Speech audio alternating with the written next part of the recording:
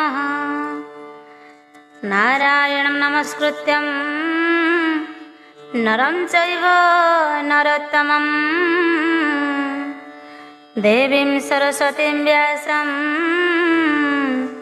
ततो जयमुदीरयेत्।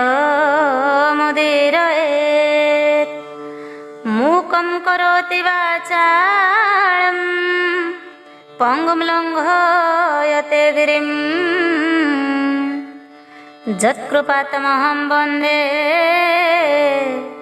परमानन्दमाधवम्। वैशाख महात्म्य सप्तम अध्याय। नारद उवाच कहन्ति ब्रह्मांकर शिष्य शृण हो राजा अम्बरीश।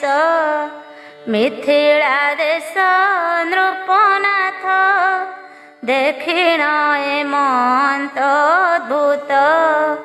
से सुत देव पादे पड़ी पुछइबेनि कर जोड़ी।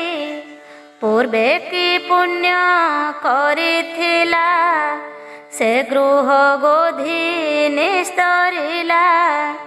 से कथा मोर आगे कह शुणिण फिटु मो सन्देह। राजा वचने विप्रवर बोइले शुण राजेश्वर। ए भागवत धर्म कथा शुणी मो मन जाऊ व्यथा। जे बण पादे आश्रा कले जन्म मरण नाही भले। जहु बैशाख स्नान करी भव संसारु जानती तरी। बैशाखे विष्णु जे पूजई नानादि गंध पुष्प देई। नानादि पक्व फल मूल आंब पणस नारिकेल।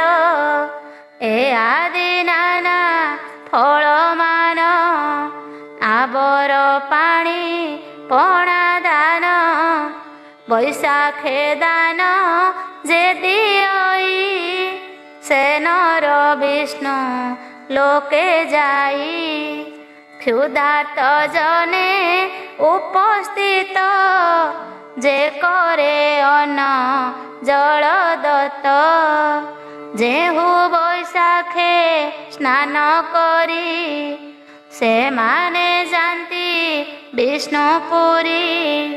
जेहा गर्भे न करई तिर्यक जोनि जन्म होई।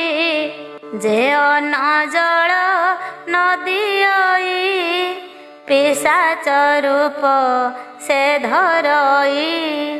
तोते कहिबा नृपमणि आंभर पितांकर बाणी। से कथा शुण मन देई अद्भुत चरित अटई।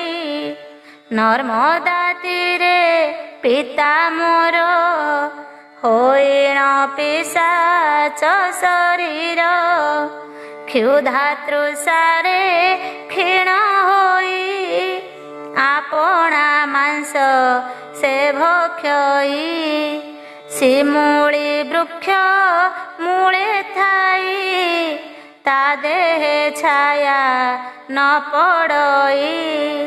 सर्वदा हुआरत मुखरु नस्रवे अमृत। अति दुर्बल देह क्षीण बसन विहीन उलग्न। मुखरु अग्नि बाहरई न पारे जल फल खाई। सबु लागिला ताकू विष कर्मेण होइला निराश। दैव जोगे गंगा स्नान ମୁଁ ଯାଇଥିଲି ଏକ ଦିନ ପଥେ ଚଳନ୍ତେ ଶ୍ରମ ପାଇ ଜଳର ଅର୍ଥେ ଗଲେ ମୁହିଁ ଉଠି ଭୂମିକି ଦେଲି ଚାହିଁ ଭୂତ ବସିଛି ଦେଖିଲଇ ସେ ଭୂତ ମୋତେ ଯେ ଦେଖିଲା ଗିଳିବ ବୋଲି ଆକର୍ଷିଲା ଆସିଣ ଗାଳିଲା ମୋତେ ବୋଇଲା ଗିଳିବି ମୁଁ ତୋତେ ମୋହରି ବ୍ରହ୍ମ ତେଜ ଭରେ ପଶି ନ ପାରିଲା ପାଖରେ ତାହାର ବିକଳ ଦେଖିଣ ଦୟା ବସିଲା ମୋର ମନ ବୋଇଲି କଲୁ କେଉଁ ପାପ ହୋଇଲୁ ହୀନ ପ୍ରେତ ରୂପ ପୂର୍ବେ ତୁ କେଉଁ ଜନ୍ମ ଥିଲୁ କିମ୍ପାଇଁ ପ୍ରେତ ରୂପ ହେଲୁ ତାହା ମୋ ଆଗେ କହ ଭୂତ ତୋତେ ମୁଁ କରିବି ମୁକତ ଶୁଣି ସେ ପ୍ରେତ ବାକ୍ୟ କହି ଶୁଣ ବ୍ରାହ୍ମଣ ମନ ଦେଇ ମୁଁ ବିପ୍ରକୂଳେ ହେଲି ଜାତ ନାମ ଯେ ମୋହର ଚରିତ ଅନେକ ଦାନ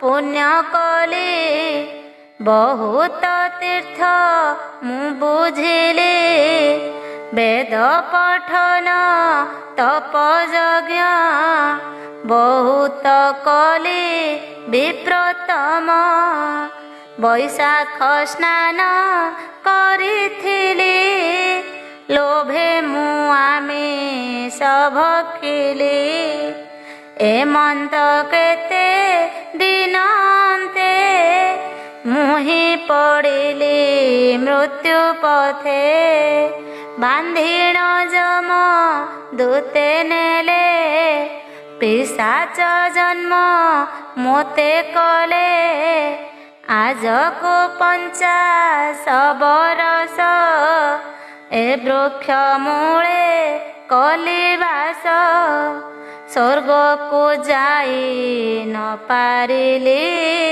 କ୍ଷୁଧା ତୃଷାରେ ଗର୍ଜି ହେଲି ମୋହର ପୁତ୍ର ସୁତ ଦେବ ଜାଣଇ ବେଦ ବିଦ୍ୟା ସର୍ବ ସେ ଯେବେ ଦେବ ଜଳଦାନ ହେବ ବୈଶାଖ ମାସ ପୁଣ୍ୟ ତେବେ ମୁଁ ବସିବି ସ୍ୱର୍ଗରେ ମୁକତ ହେବି ଏ ଜନ୍ମରେ ଏ ବାକ୍ୟ ପ୍ରେତ ମୁଖ ଶୁଣି ପାଦେ ପଡ଼ିଲି ମୁହିଁ ଜାଣି ବହୁତ ହୋଇଲି ଆରତ ବୋଇଲି ମୁହିଁ ତୁମ୍ଭ ପୁତ୍ର ଏତେ କହିଣ କୋଳାଗ୍ରତ କରନ୍ତେ ହୋଇଲା ମୁକତ ତକ୍ଷଣେ ଦିବ୍ୟ ଦେହ ପାଇ ବୋଇଲା ମୋର ପୁତ୍ର ତୁହି ତୁ ମୋତେ କରିଛୁ ଉଦ୍ଧାର ଏତେ ବୋଲଇ ବିପ୍ରବର ଏମନ୍ତ ସୁତ ଦେବ ଶୁଣି ଧର୍ମ ଧର୍ମ ମନେ ଗୁଣି ବୋଇଲେ ପିତାଙ୍କୁ ତାରିବି ବୈଶାଖ ମାସ ଧର୍ମ ଦେବି ଏତେ ବିଚାରି ବିପ୍ରବର ଜଳ ଆଣିଲେ ତତପର କୁଶହସ୍ତରେ ଗଙ୍ଗା ନୀର ଦେଲି ସେ ହୋଇଲେ ଉଦ୍ଧାର ସ୍ୱର୍ଗରୁ ବିମାନ ଅଇଲା, ପିତାମ ବୈକୁଣ୍ଠକୁ ଗଲା।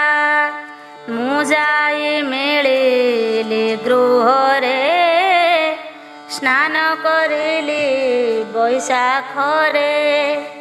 ପିତାଙ୍କୁ ଜଳାଞ୍ଜଳି ଦେଇ, ବିପ୍ରଙ୍କୁ ଦାନ ଯେ ଦେବଇ, ତାହାଙ୍କୁ କରାନ୍ତେ ଭୋଜନ। ପିତାମ ବସିଲେ ସ୍ୱର୍ଗେଣ, ଶୁଣ ସୁଚିତେ ରାଜା ତୁହି।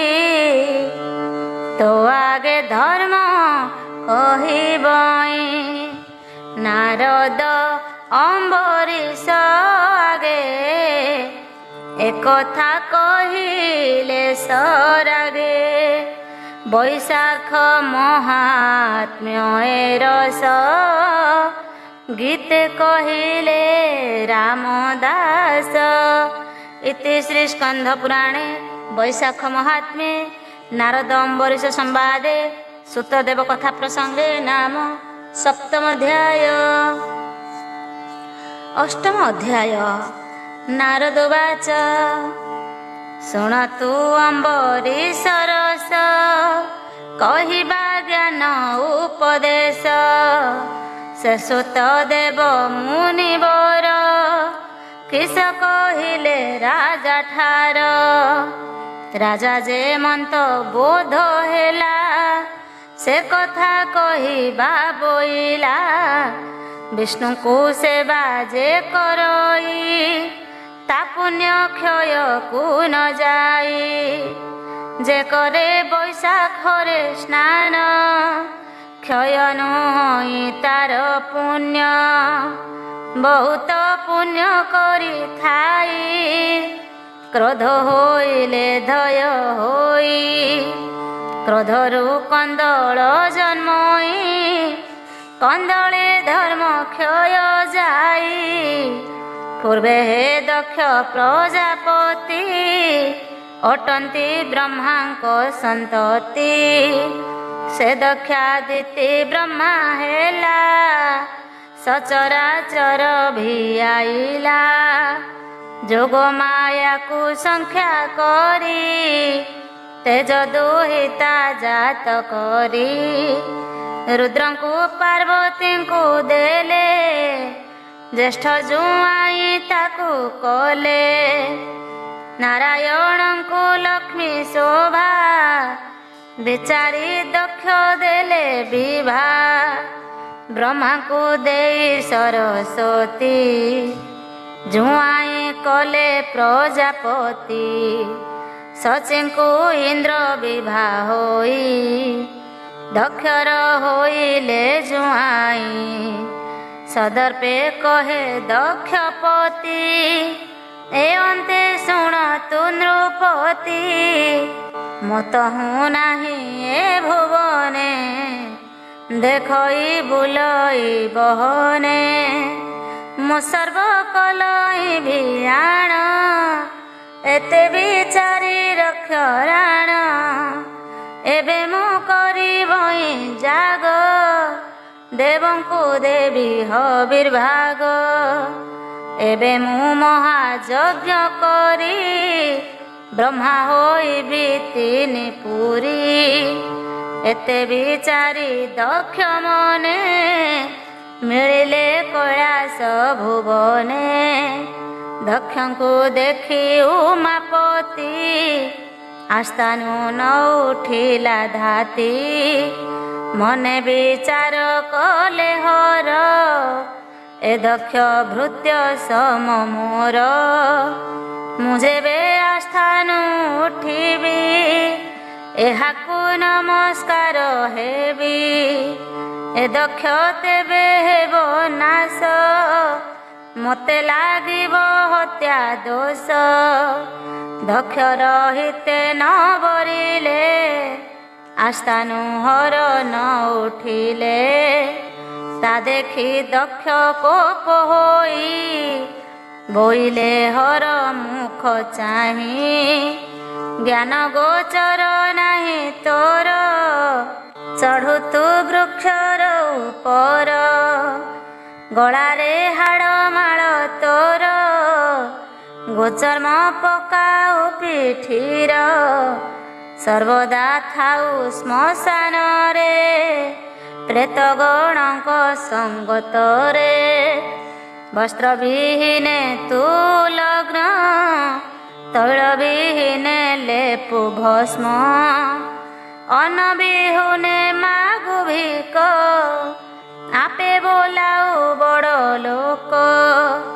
କ୍ଷୁଧା ଲାଗିଲେ ବିଷ ଖାଉ, ସର୍ପକୁ ମାଳ କରିଥାଉ।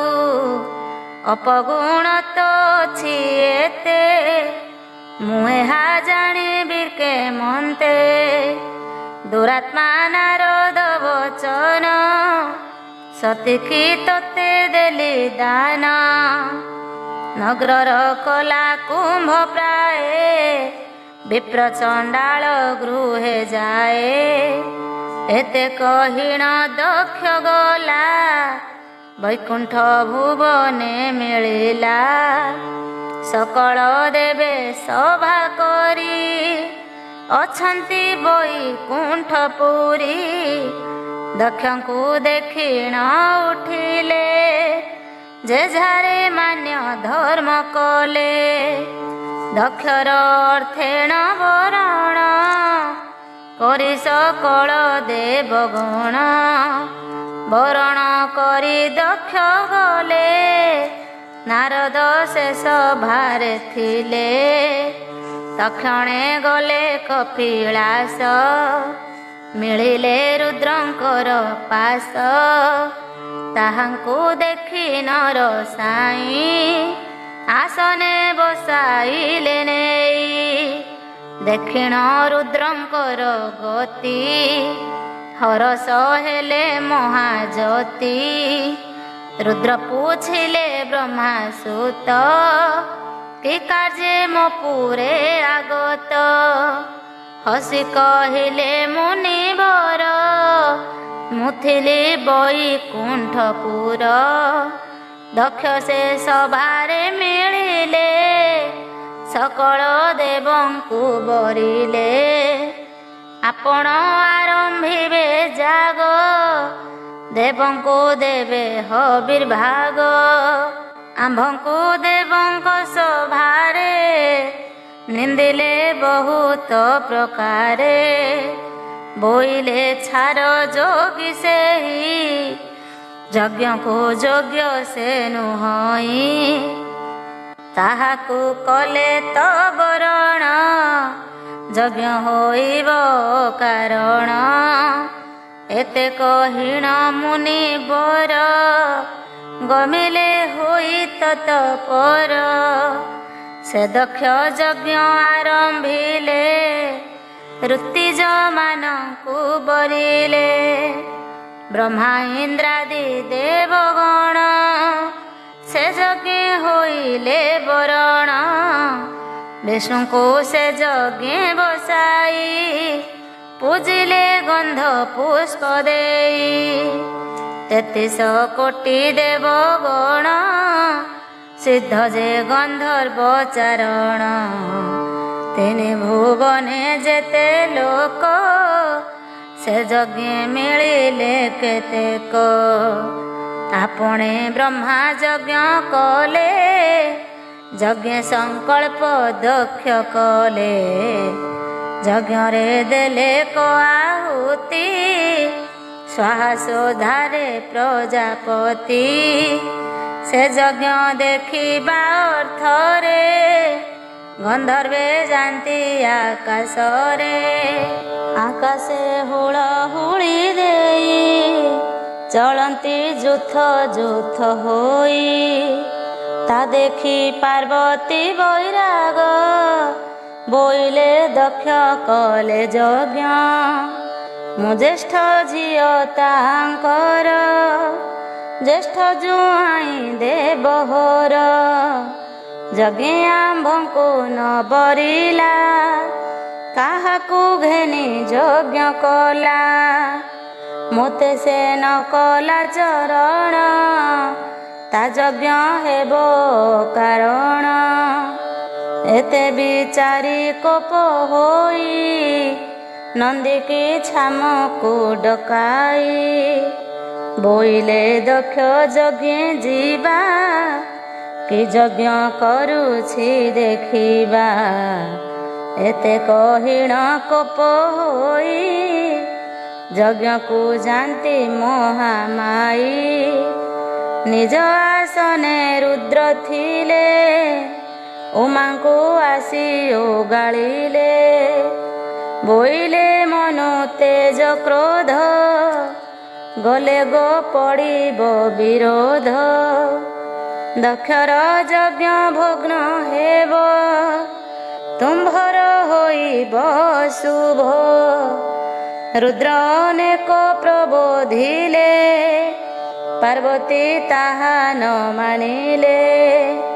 ଚଳନ୍ତେ ଉମା ବଳାତ୍କାରେ, ନନ୍ଦିକି ବୋଇଲେ ଈଶ୍ୱରେ। 14 କୋଟି ରୁଦ୍ର ଗଣ, ଘେନି ତୁ ଚଳ ସଙ୍ଗ ତେଣ। ରୁଦ୍ରଙ୍କ ଆଜ୍ଞା ପରମାଣେ, ଗୋଡ଼ାଇ ଗଲେ ରୁଦ୍ର ଗଣେ। ଦକ୍ଷର ଭୁବନେ ପାର୍ବତୀ, ହୋଇ ପଶିଲେ କୋପମତି। ଦେଖି ପାର୍ବତୀ କୋପାନଳ, ଅପସରିଲେ ଦ୍ୱାରପାଳ। ପଛେ ଯେ ରୁଦ୍ର ଗଣ ଥିଲେ, ତାହାଙ୍କୁ ପଥ ନିରୋଧିଲେ। ଦେବୀ ଚଳିଲେ କୋପ ଭରେ, ପ୍ରବେଶ ହେଲେ ଯଜ୍ଞ ଘରେ। ବୋଇଲେ ଆମ୍ଭ ଯଜ୍ଞ କାହିଁ, ରୁଦ୍ର ଏ ଘରେ ବଡ଼ ଜଇଁ। ଏମନ୍ତ ଶୁଣି ଦେବଗଣ, ରହିଲେ ମୌନ ହୋଇଣ। କେହି ଯେ ଉତ୍ତର ନ ଦେଲେ, ଦକ୍ଷ ବଚନ ନ କହିଲେ। ଭୃଗୁ ଯେ ସଭା ମଧ୍ୟେ ଥିଲେ, ଇଙ୍ଗିତେ ବଚନ କହିଲେ। କ୍ରୋଧେ ଆରତ ଉମା ହୋଇ, ବେନିଲୋଚନ ଧାର ବହି। ଇଙ୍ଗିତେ ସହି ନ ପାରିଲେ, ଅଗ୍ନିରେ ସେ ଡେଇଁ ପଡ଼ିଲେ। ଲୋକେ କରିଲେ ହାହାକାର, ପାର୍ବତୀ ପଡ଼ିଲେ ଅଗ୍ନିର। ବ୍ରହ୍ମା ଇନ୍ଦ୍ରାଦି ଦେବଗଣ, ଚକିତ ହୋଇଲେ ଦେଖିଣ। କୋପରେ ଦକ୍ଷ ପ୍ରଜାପତି, ବୋଲଇ ଦିଅ ହେ ଆହୁତି। ପାର୍ବତୀ ଅଗ୍ନିରେ ପଡ଼ିଲା, ଏ ଦେବ ମେଧ ଜାଗ ହେଲା। ଏମନ୍ତ କହିଣ ଆହୁତି, ଦେଲା ସେ ଦକ୍ଷ ପ୍ରଜାପତି। ନନ୍ଦୀ ଭ୍ରୁକୁଟି ଦ୍ୱାରେ ଥିଲେ, ଶୁଣିଣ ଘୋର ଯୁଦ୍ଧ କଲେ। ତକ୍ଷଣେ ବ୍ରହ୍ମାଙ୍କ କୁମର, ମିଳିଲେ କୈଳାସପୁର। ବୋଇଲେ ଅଛ ତୁମ୍ଭେ ଘରେ, ପାର୍ବତୀ ପଡ଼ିଲେ ଅଗ୍ନିରେ। ଦେବେ କରିଲେ ହାହାକାର, ଉଠିଣ ଗଲେ ଯେ ଝାପୁର। ସେ ଦକ୍ଷ କରିଲେ ଅନୀତି, ବୋଇଲେ ଦିଅ ହେ ଆହୁତି। ଏ ଯଜ୍ଞ ସୁଫଳ ହୋଇଲା, ପାର୍ବତୀ ଯେବେ ବଳି ହେଲା। ଶୁଣିଣ ଦେବ କୋପ ଭରେ, ଘେନିଲେ ଦିଅ ହେ ଆହୁତି। ଶୁଣିଣ ଦେବ କୋପ ଭରେ, ଘେନିଲେ ଭୈରବ କଟାରେ। ଦେବେ କରିଲେ ଅନୀତି, ବୋଇଲେ ଦିଅ ହେ ଆହୁତି।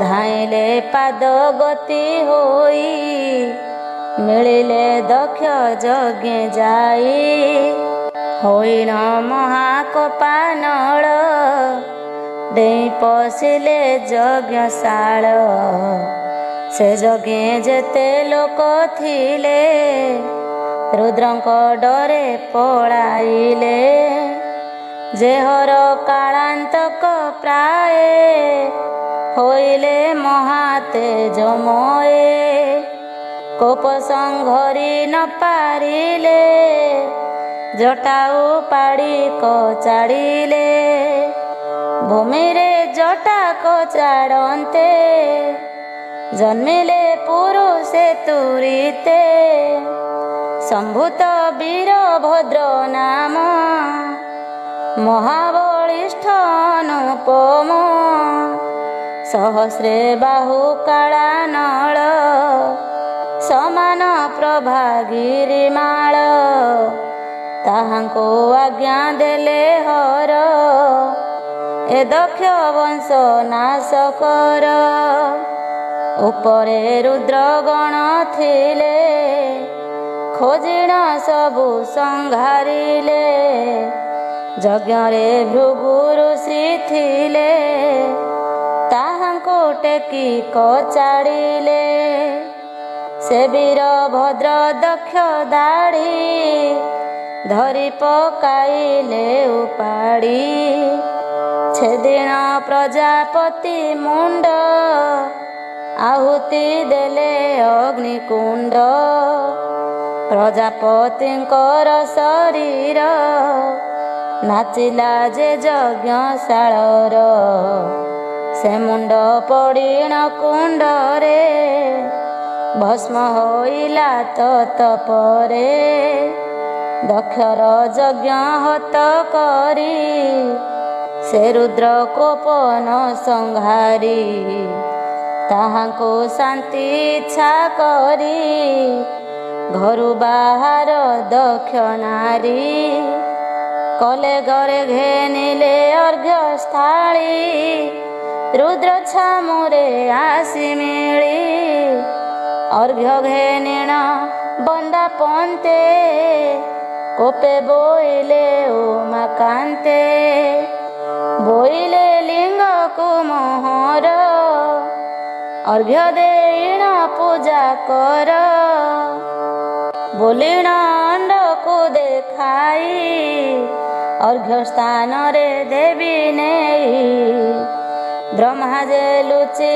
ରହିଥିଲେ ରୁଦ୍ରଙ୍କ ପଛେ ଗୋଡ଼ାଇଲେ ବିଷ୍ଣୁ ସହିତ ଦେବଗଣ ମିଳିଲେ ରୁଦ୍ର ପାରୁଷେଣ ଅନେକ ସ୍ତୁତି ବାକ୍ୟ କହି ରୁଦ୍ରଙ୍କୁ କହିଲେ ବୁଝାଇ ପ୍ରବୋଧି ଅନେକ ପ୍ରକାରେ ଯାଇ ମିଳିଲେ ଦକ୍ଷପୁରେ ଦକ୍ଷ ଯଜ୍ଞରେ ଯେତେ ଥିଲେ ସବୁଙ୍କୁ ଲୋଡ଼ିଣ ଆଣିଲେ ମେଷର ମୁଣ୍ଡକୁ କାଟିଲେ ଦକ୍ଷର କନ୍ଧେ ବସାଇଲେ ମନ୍ତ୍ରୀଣ ଜୀବଦାନ ଦେଇ ଦକ୍ଷକୁ ଦେଲେ କଜିଆଇ ସେ ଯଜ୍ଞେ ଯେତେ ମରିଥିଲେ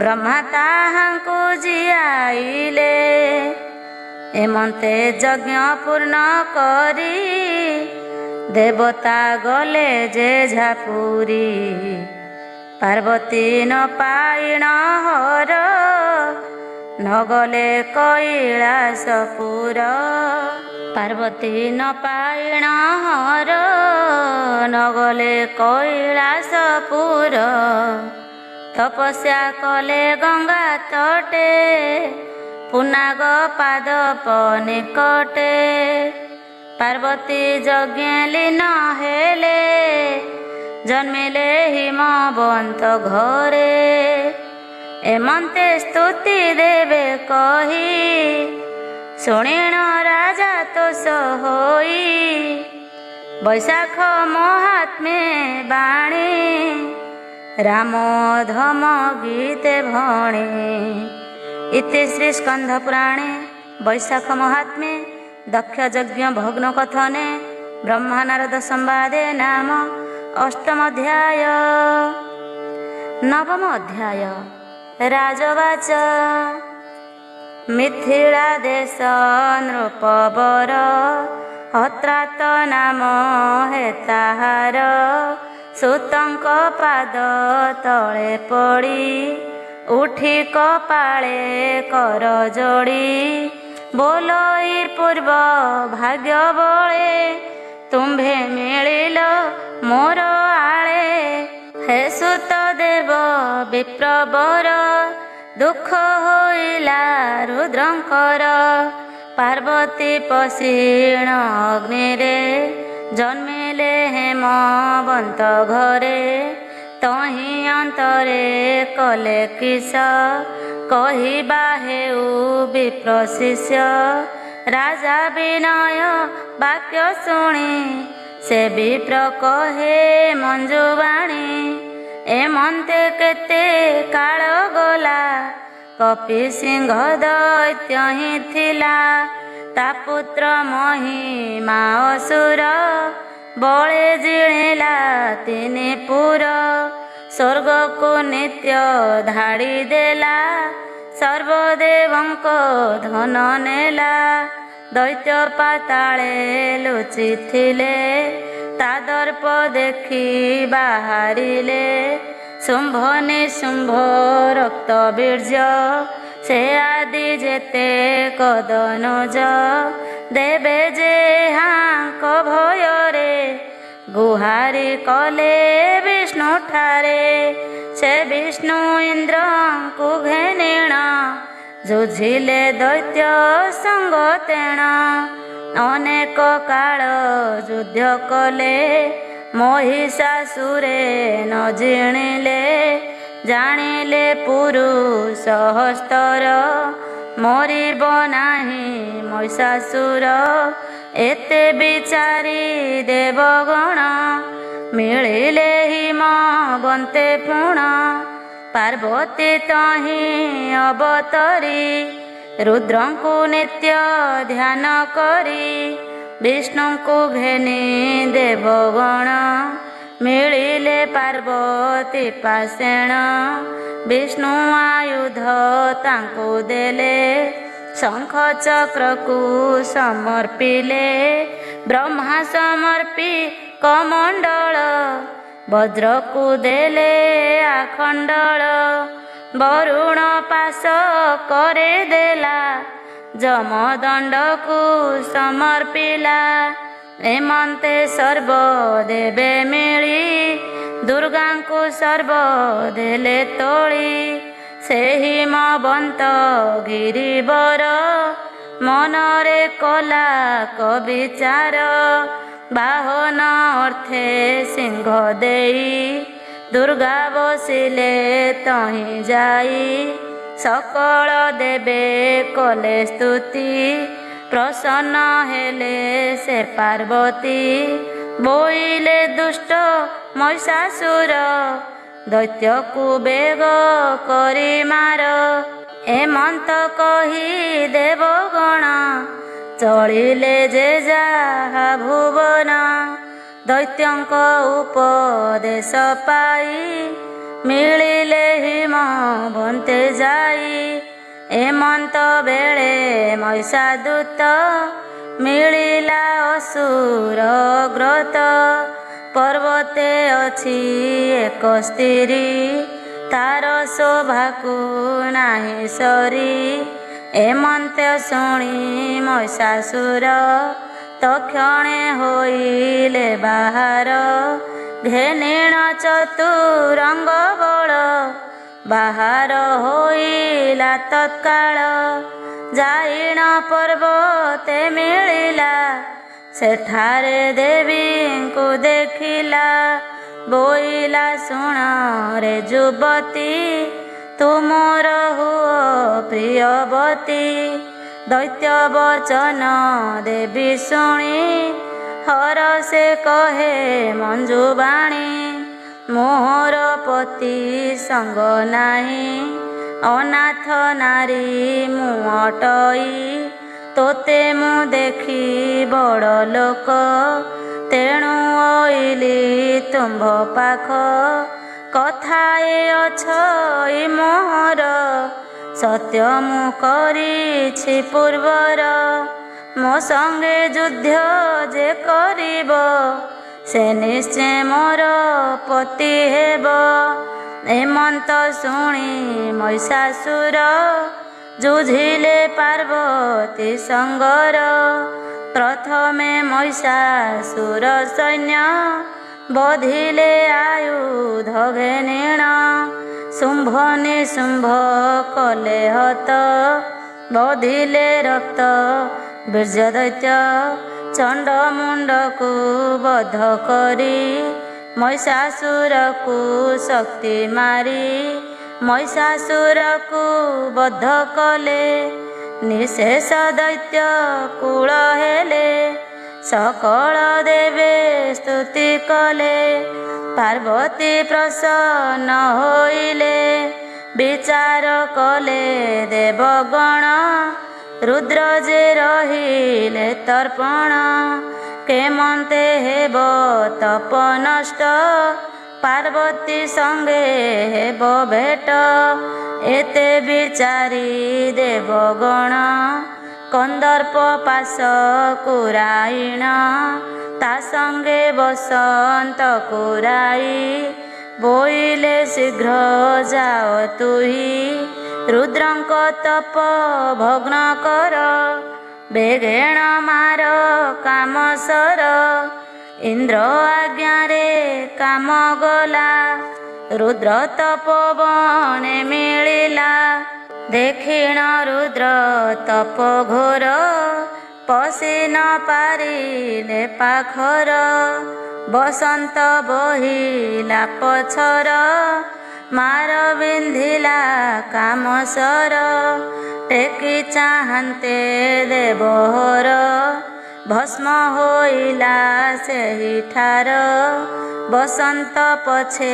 ଲୁଚିଥିଲା ଡରେ ସେ ପଳାଇଣ ଗଲା ମିଳିଲା ଦେବ ସଭାରେଣ କହିଲା କନ୍ଦର୍ପ ମରଣ ଦେବେ ମୌନ ବ୍ରତ ହେଲେ କନ୍ଦର୍ପ ଭସ୍ମ ସେ ଶୁଣିଲେ ତକ୍ଷଣେ ବସନ୍ତ ଚଳିଲା ରତିକି ବାରତା କହିଲା ସେ ରତିପତି ହତ ଶୁଣି ମୂର୍ଚ୍ଛିତେ ପଡ଼ିଲା ଧରଣୀ ଘଡ଼ିକେ ଚେତନା ପାଇଲା ଅନେକ ବିଳାପ ସେ କଲା ଚିନ୍ତା କରିଣ ଆରୋପଣ ଯାଇ ପଶିବି ତହିଁ ରେଣ ଏ ଦେହ କ୍ଷଣେ ନ ରଖିବି ଅଗ୍ନିରେ ଝାସି ଭସ୍ମ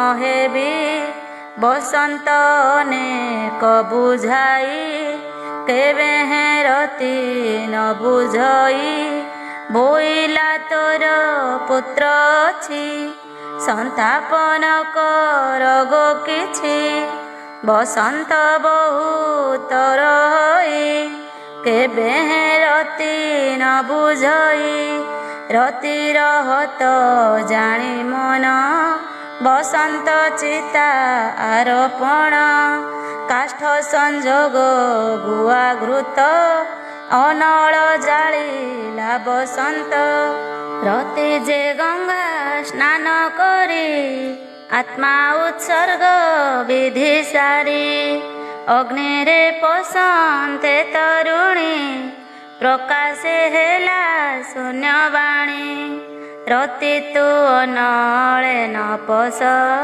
ନଦିଅ କାରଣେ ଝାସ ପତିର ସଙ୍ଗ ନ ପାଇବୁ ବିଅର୍ଥେ ଦଗଧ ହୋଇବୁ ଏତେ କହିଣ ଦେବଗଣ ତାପାସେ ମିଳିଲେ ଆସିଣ ବୋଇଲେ ତୋର ପୂର୍ବ ଦୋଷ ତେଣୁ ତୋ ସ୍ୱାମୀ ଗଲା ନାଶ ଏମନ୍ତ ଶୁଣିଣ କାମିନୀ ବ୍ରହ୍ମାଙ୍କ କଲା କଦଇନି ବ୍ରହ୍ମା ବୋଇଲେ ଗତି ଶୁଣ ତୋହର ପତି ଜନ୍ମ ଗୁଣ ସୁନ୍ଦର ନାମେ ନୃପବର ତୋ ପୂର୍ବେ ଭାରି ଯାତାହାର କେଡ଼େ ସୁନ୍ଦର ତେଜସ୍ପତି ପର ପୁରୁଷେ କଲୁ ରତି ସେ ଦୋଷେ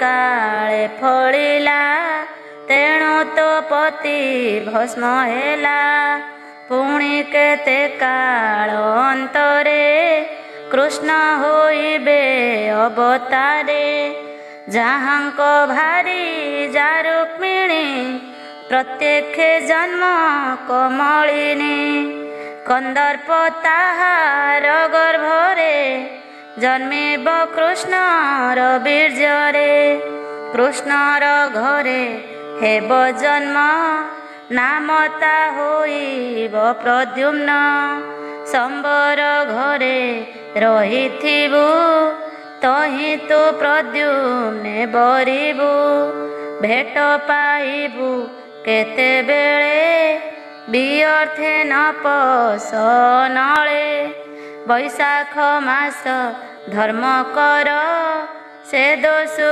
ହୋଇବୁ ନିସ୍ତାର ନିତ୍ୟ ଗଙ୍ଗାରେ କର ସ୍ନାନ ଦିଅ ତୁ ପାଣି ପଣା ଦାନ ବିପ୍ରଙ୍କ ପାଦେ ସେବା କର ଏତେ କହିଣ ବେଦବର ବୈକୁଣ୍ଠ ଭୁବନକୁ ଗଲେ ରତି କର୍ମକୁ ଆଦରିଲେ ବୈଶାଖେ କଲେ ଗଙ୍ଗା ସ୍ନାନ ଅନେକ କଲେ ଦାନ ପୁଣ୍ୟ ସେ ପୁଣ୍ୟ ପାପ ବିନାଶିଲେ ଉତ୍ତମ ଗତି କି ଲଭିଲେ ସକୃତ ରାଜାର ଆଗର ସେ ସୁତ ଦେବ ବିପ୍ରବର କହିଲେ ଶୁଣ ନରନାଥ କର ଏ ବୈଶାଖ ବ୍ରତ ଭଣିଲେ ଭାବେ ମୂର୍ଖ ରାମ ଏ ଅଧ୍ୟାନବ ଯେ ପ୍ରମାଣ ଇତି ଶ୍ରୀ ସ୍କନ୍ଧ ପୁରାଣେ ବୈଶାଖ ମହାତ୍ମ୍ୟେ ବ୍ରହ୍ମାନରଦ ସମ୍ବାଦେ ଦକ୍ଷ ଯଜ୍ଞ ବ୍ୟବସ୍ଥା ମହିଷାସୁର ବଦ୍ଧ କନ୍ଦର୍ପ ଦଗ୍ଧ ରତି ପୁନର୍ଜନ୍ମ ବୈଶାଖ ପ୍ରଶଂସା କଥନେ ନାମ ନବମ ଅଧ୍ୟାୟ। ଦଶମ ଅଧ୍ୟାୟ ଶ୍ରୀସୁତ ଉବାଚ ଏ ଅନ୍ତେ ସୁତ ଦେବମଣି ଶୁଣ ମିଥିଳା ନୃପମଣି ବୈଶାଖ ମାସ ସ୍ନାନ କରି ରତି ପାଇଲା ରତି ନାରୀ ପାର୍ବତୀ ହିମବନ୍ତ ଘରେ ରହିଲା ଦୁହିତା ଭାବରେ ତପେ ରହିଲେ ଦେବହର ପୁନାଙ୍ଗ ପାଦ ପମୂଳର ତଦନନ୍ତରେ ହେଲା କିସ ସେ କଥା ଶୁଣ ନୃପଇସ ତାରକା ନାମେଣ ସୁର ପୂର୍ବେ ସେ ତପ କଲା ଘୋର ଅନେକ କାଳ ତପ କଲା ତପେ ସେ ବ୍ରହ୍ମାଙ୍କୁ ତୋଷିଲା ଦିନେ ତାହାର ତପସ୍ଥାନେ ବ୍ରହ୍ମା ମିଳିଲେ ତ ସମନେ ବୋଇଲେ ମାଗି ଘେନ ବର ଦେବି ସେ ସତ୍ୟ ଏ ମୋହର ତାରକା କହେ ବେଦ ବର ମୋତେ ଯେ ମନ୍ତ ଦେବ ବର ଦେବ ମନୁଷ୍ୟ ଯେ ରାକ୍ଷସ କାହିଁରେ ନହିବି ମୁନାଶ ରୁଦ୍ରର ହୋଇଲେ କୁମର ମୁନାଶ ହେବି ତା ହସ୍ତର ସେ ବ୍ରହ୍ମା ଅସ୍ତୁ ବାକ୍ୟ କହି ଦୈତ୍ୟକୁ ଗଲେ ବର ଦେଇ ସେଦିନୁ ତାରକା ଅସୁର ବଳେ ଜିଣିଲା ତିନି ପୁର ଯୁଦ୍ଧେ ସେ ଇନ୍ଦ୍ରକୁ ଜିଣିଲା ଦେବଙ୍କୁ ବହୁ ଦୁଃଖ ଦେଲା ଇନ୍ଦ୍ରାଦି ଦେବ ଗଣ ଯେତେ ମିଳିଲେ ବ୍ରହ୍ମାଙ୍କ ଗ୍ରତେ। ବୋଇଲେ ତାରକା ଅସୁର ବଳେ ଜିଣିଲା ତିନି ପୁର। ଦୁଷ୍ଟ ତାରକା ଦୈତ୍ୟ ଡରେ ରହି ନ ପାରିଲୁ ସ୍ୱର୍ଗରେ। ତାହାର ସୈନ୍ୟ ଅପ୍ରମିତ ସ୍ୱର୍ଗକୁ ଧାଡ଼ି ଦେଲା ନିତ୍ୟ। ତା ଡରେ ସର୍ବଦେବଗଣ ତୁମ୍ଭରେ ପଶିଲୁ ଶରଣ। ଦକ୍ଷିଣ ଦେବଙ୍କ ଆରତ ବୋଇଲେ ପାର୍ବତୀଙ୍କ କାନ୍ତ। ସେ ଦୈତ୍ୟ ରୁଦ୍ର ପୁତ୍ର କରେ ଅବଶ୍ୟ ମରିବ ସମରେ। ରୁଦ୍ର ତ ଅଛନ୍ତି ତପରେ ପାର୍ବତୀ ହିମବନ୍ତ ଘରେ। ସେବେନେ ହୋଇଲେ କାନ୍ତ ତହିଁରୁ ପୁତ୍ର ହେବ ଜାତ। ତେବେ ସେ ଦୈତ୍ୟ ହେବ ନାଶ ନହିଲେ ସର୍ବକାଳେ ଥିବ। ଏତେ ବିଚାରି ଦେବଗଣ ନାରଦ ମିଳିଲେ ତକ୍ଷଣ। ତାଙ୍କୁ କହିଲେ ପ୍ରଜାପତି ତପରେ ଈଶ୍ୱର ଅଛନ୍ତି। ତୁମ୍ଭେ ତାହାଙ୍କ ଠାକୁ ଯିବ ପାର୍ବତୀ ଆଗରେ କହିବ। ପାର୍ବତୀ ବସିଛନ୍ତି ଧ୍ୟାନେ ଈଶ୍ୱର ଲୋଭିବା ବିଧାନେ। ତାହାଙ୍କୁ ପ୍ରବୋଧି କହିବ ରୁଦ୍ରଙ୍କୁ ବିଭା କରାଇବ। ନାରଦ ବୃହସ୍ପତି ଗଲେ ହର ଗୌରୀ ବିଭା କଲେ। ସକଳ ଦେବଗଣ ତହିଁ ବିଭାରେ ବର ଯାତ୍ରୀ ହୋଇ ମିଳି ସକଳ ଋଷିଗଣ ଗନ୍ଧର୍ବ କିନ୍ନର ଚାରଣ। ରୁଦ୍ରଙ୍କ ବିଭା ମହୋତ୍ସବେ ଗମିଲେ ସର୍ବ ଋଷି ଦେବେ। ମିଳିଲେ ହିମବନ୍ତପୁରେ ଆପणे ବ୍ରହ୍ମା ବିଭା କଲେ।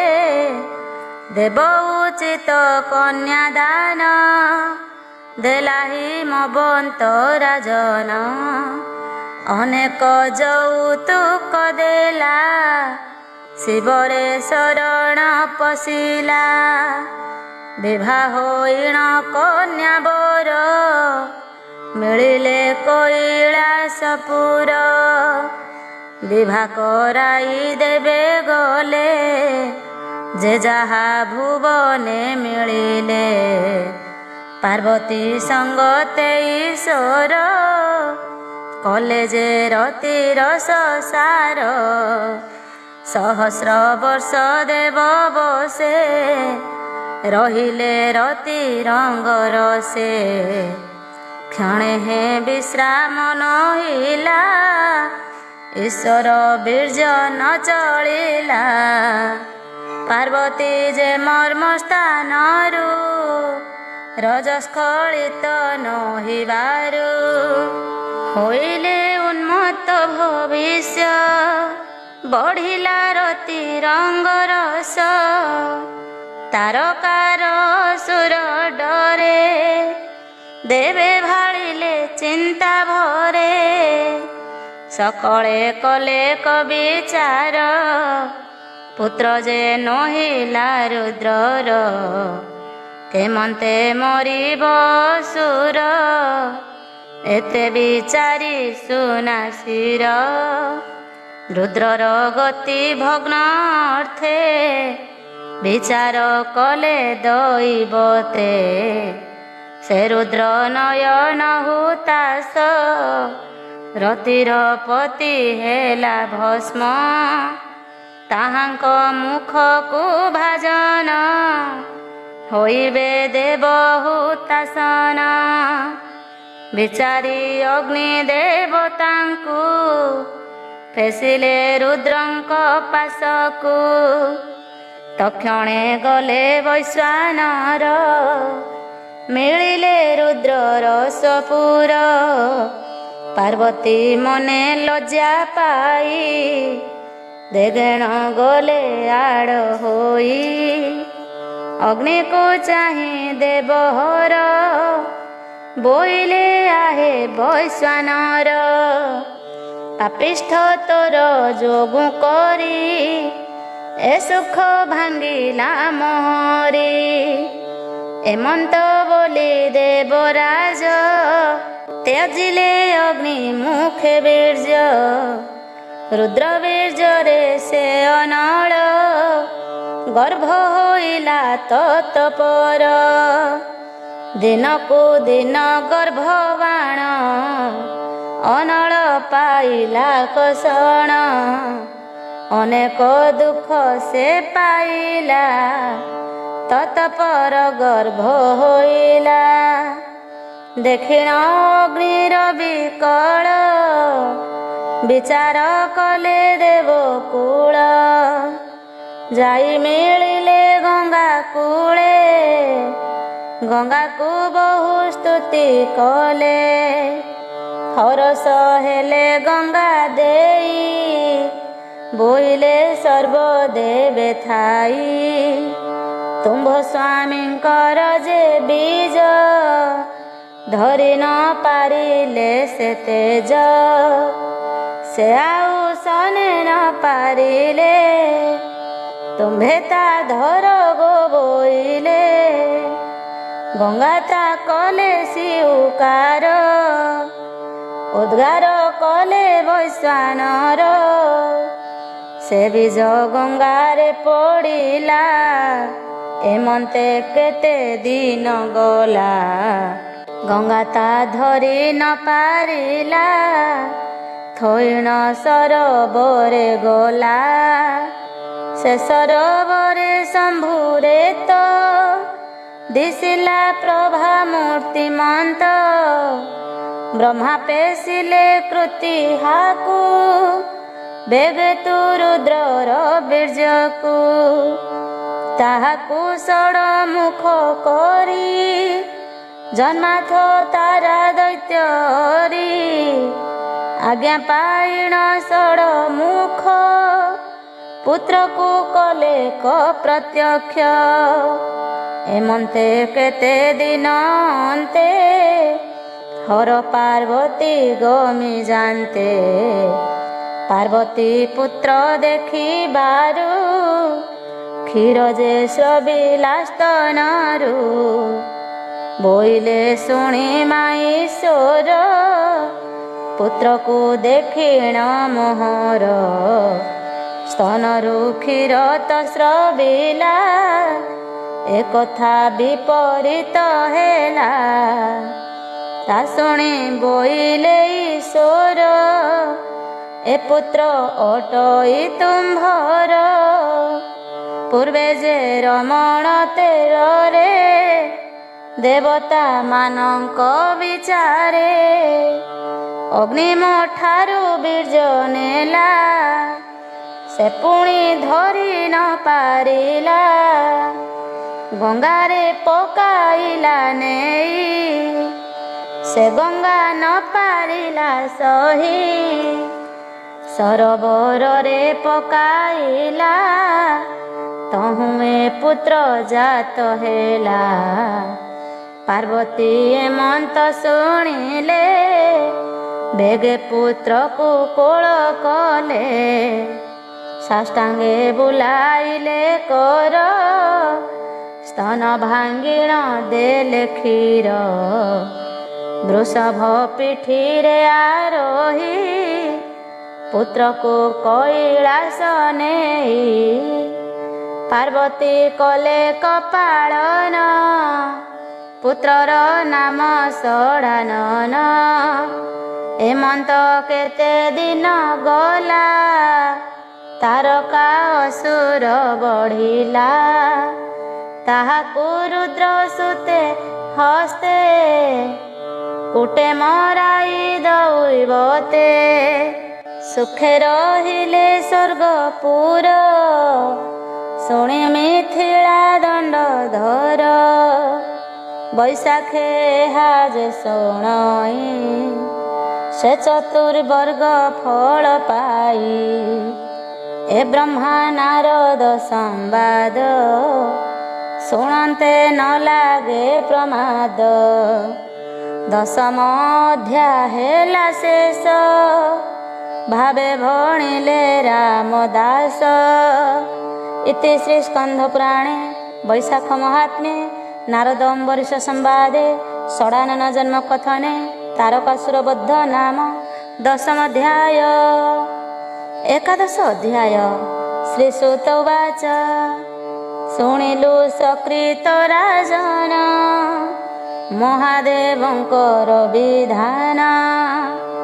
ଏବେ ତୁ ଶୁଣ ହୋ ନୃପତି ବୈଶାଖ ମାସ ଧର୍ମ ରୀତି। ତୁ ଯେବେ କରିପାରୁ ପୁଣ୍ୟ କହିବା ଶୁଣ ନରୋତ୍ତମ। ବୈଶାଖ ଧର୍ମ ତୁମ୍ଭେ କର ବସିବ ବୈକୁଣ୍ଠପୁର। ବିଷ୍ଣୁ ପ୍ରତିମା ବେଶ କରି ବୈଶାଖ ପୂଜା କର ହରି। ହରିହରଙ୍କୁ କର ତୋଷ ପାଇବୁ ବୈକୁଣ୍ଠେ ବାସ। ବୈଶାଖେ ଛତ୍ର ଦାନ କର ଛତ୍ର ଉଡ଼ିବ ତୋର ଶିର। ତୋହର ଯେତେ ସୀମା ମାନ କରିବୁ ଜଳ ଛତ୍ର ଦାନ। ବିପ୍ରମାନଙ୍କୁ ସେବା କରି ତୀର୍ଥ ଜଳରେ ସ୍ନାନ ସାରି। ଦରିଦ୍ରେ ଦେବ ଅନ୍ନଦାନ ଲକ୍ଷେ ତୁ ଦିଅ ହୋବ ସନ। ସୁପାତ୍ରେ ଦାନ କରି ନୀତି ଲଭିବୁ ନିର୍ମଳ ଭକତି। ଅଗ୍ନିରେ ନୀତି କର ହୋମ ସୁବର୍ଣ୍ଣ ଦେଉଥିବୁ ଦାନ। ତୁଳସୀ ମାଳା ଘେନି ହସ୍ତେ ଜପ ତୁ କରୁଥିବୁ ନିତ୍ୟ। ଦେବତା ପିତୃଙ୍କୁ ତର୍ପଣ କର ତୁ ଜଳ ତିଳ ଦାନ। ଚିତ୍ତେ ତୁ କୋପନ କରିବୁ ଜୀବରେ ଦୟା କରିଥିବୁ। ଦୟା ଉପରେ ଧର୍ମ ନାହିଁ ମିଥ୍ୟା ଉପରେ ପାପ କାହିଁ। ରାଗ ମିଥ୍ୟାକୁ କର ଦୂର ବସିବୁ ବୈକୁଣ୍ଠପୁର। ଏବେ ହୋ ଶୁଣ ନରପତି ଯେ ଇତିହାସର ଭକତି। ପୂର୍ବେ ଯେ ସତ୍ୟ ଯୁଗରେଣ ବଙ୍ଗଦେଶର ନୃପରାଣ। ସେ ବୃଷ କେତୁ ଯେ ରାଜନ ମୃଗୟା ଅର୍ଥେ ଗଲା ଦିନ। ଅନେକ ମୃଗ ସେ ମାଇଲା ମୁନିଙ୍କ ଆଶ୍ରମେ ମିଳିଲା। ତୃଷାରେ ଆକୁଳ ହୋଇଣ ବୋଇଲେ ଋଷି ଜଳ ଆଣ। ମୁନି ଅଛନ୍ତି ସମାଧିରେ ଜଳ ନ ଦେଲେ ଧାତିକାରେ। ନିଶ୍ଚକ ସେ ବିପ୍ରର ଦେଖି କୋପେ ଅରୁଣ ରାଜା ଆଖି। ସେ ଶସ୍ତ୍ର ଧରିଣ ହାଣନ୍ତେ ଧଇଲେ ଧରଣୀ ସଙ୍ଗତେ। ବୋଇଲେ ସୁର ନରେଶ୍ୱର ସର୍ବଦା କୋପ ତୁ ସଂହାର। ଏମନ୍ତେ ଋଷି ଶିଷେ କହି ଶୁଣ ରାଜନ ମନ ଦେଇ। ତୁ ବସି କର ଜଳପାନ ତୋତେ କହିବା ଦିବ୍ୟ ଜ୍ଞାନ। ଶିଷ୍ୟଙ୍କ ବଚନେ ରାଜନ ତକ୍ଷଣେ କଲା ଜଳପାନ। ଶିଷ୍ୟ ବସାଇଣ ଆସନେ ବୋଇଲେ ଶୁଣ ହୋ ରାଜନେ।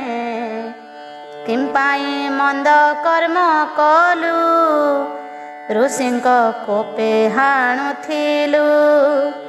न जाणु ब्रह्म हत्या दोष लक्षे जुगरे नहे नाश मुनि की अवज्ञा तू कलु हत्या दोष को तू लभिलु हत्या दोष को प्रायश्चित बेगे तू कर नर नाथ ऋषि शिष्यंकु आज्ञा पाई से राजा बहु दान देई गला से आपणा मंदिर एबे हो शुण नरेश्वर राजार एक पुत्र थिला अति दुर्जन से होइला दिने से मृग याकू गला मुनिंक आश्रमे मिलिला हस्ते धरिण सरासन विप्रंकु बिंधिला से बाण अनेक ब्रह्म विद्या कला काहार बोल न मानिला गृहरे होइला प्रवेश से कथा शुणिण नरेश घरु बाहर करिदेला अनेक भर्सना से कला से पुण गहन बनर किछि न पाइण आहार व्याध जीविका श्रे कला कलश होइण बोलिला हत्या दोषरे क्षोभ पाई पिशाच रूपे बुलुथाई जीवन्ते पिशाच शरीर धरिला राजार कुमर 88 बरस पर्यन्ते से पुत्र बुलिला बनस्ते एमन्ते केते दिन गला भाग्य ताहार देखा गला सेवने करन्ते भ्रमणी तपे अछन्ति सुर मुनि बैशाख मास ग्रीष्मरे छत्र से कला कपत्र रे धइला मुनि ऊपर ता ब्रह्म हत्या गला पार प्रसन्ने ऋषि वर देले गृह को जाओ जा बोइले तो ब्रह्म हत्या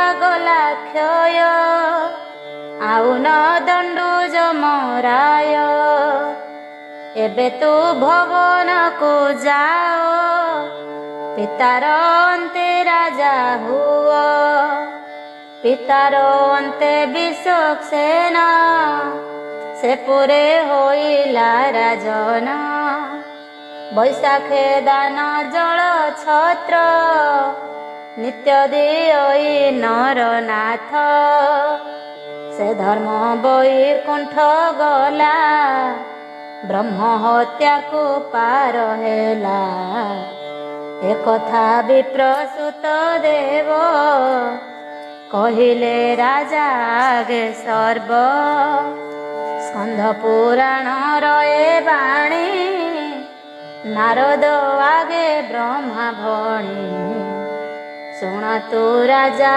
अम्बरीश गीते भणिले रामदास इति श्री स्कंध पुराणे वैशाख महात्म्ये नारद अम्बरीश संवादे वृषकेतु राजा चरिते नाम 11 अध्याय।